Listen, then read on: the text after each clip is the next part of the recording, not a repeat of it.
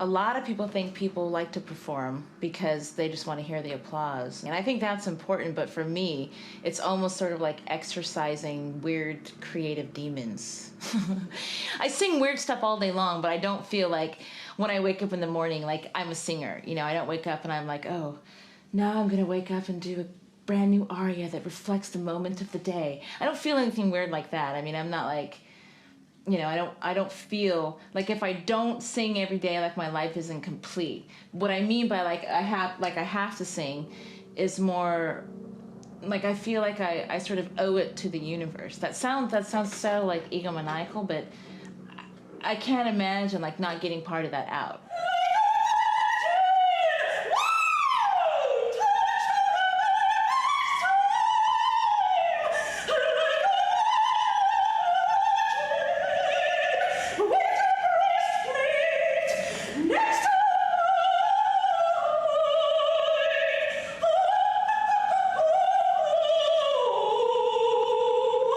It's weird because like one of my favorite arias from this really great opera by Shelly, it's the story of this diva, and the song is like they're all backstage and all these people come up to her and they're like, oh diva, how is it that you sing so wonderful and you sing so beautiful, and oh, God must have touched your voice. And she says, I am merely the vehicle in which the words pass through. Bypass the jaw, the tongue, and the throat.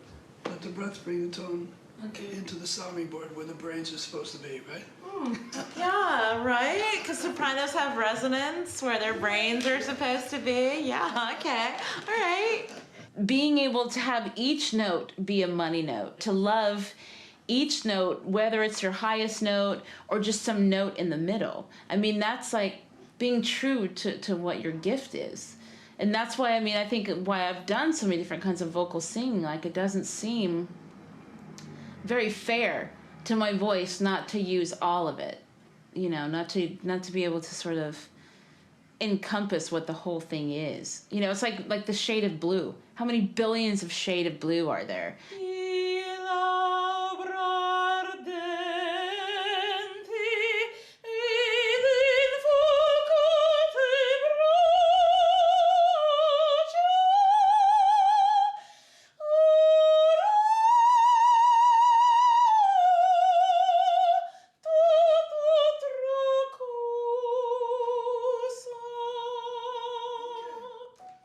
I remember just listening to my mom singing, and it always sounded, I guess that's why they call it the blues, you know, it sounded like so painfully sweet, and I would like sort of imitate her, like imitate that kind of sound. So when I first started to sing when I was really young, like 6 or 7, I guess I thought that I would be a blues singer. It's just kind of funny, because I certainly know the blues now with all my school loans, but yeah.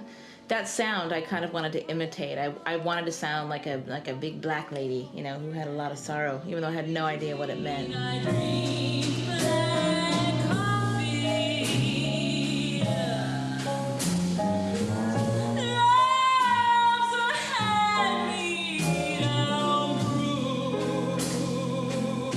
Okay, what is the difference between, let's say, like an Arabic, you know, woman wailing, you know, versus like some aria? Who's to say that you know, isn't the same as, you know, doing a melisma, you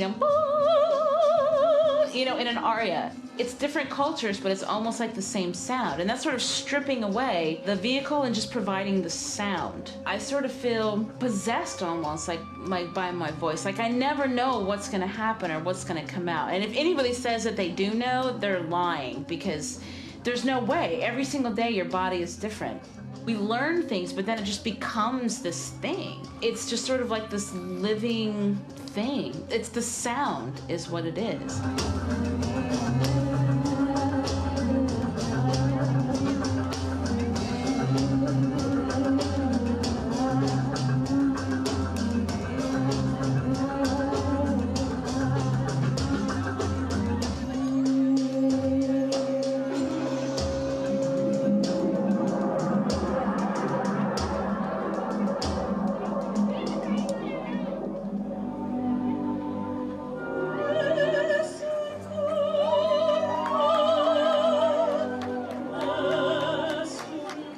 whatever people say, I mean, they might say, oh, I'm a trendsetter, oh, I only do what I'm, you know, what I feel is like true to my art, but it's really hard, and to keep working. I mean, in the traditional field, like to get hired by opera companies, to get hired by people who do cater to people who've seen La Boheme 500 times.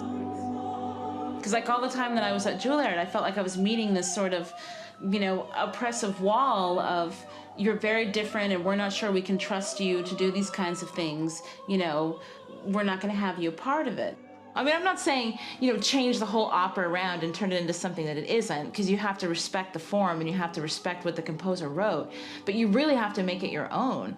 And that's my biggest problem with like going to see productions, and especially recitals, like going to see classical, you know, musicians, or it's like seeing a bunch of singing heads. You know, they're afraid to use their bodies. They're afraid to, like, you know, to take risks, you know, and I don't think that's reality.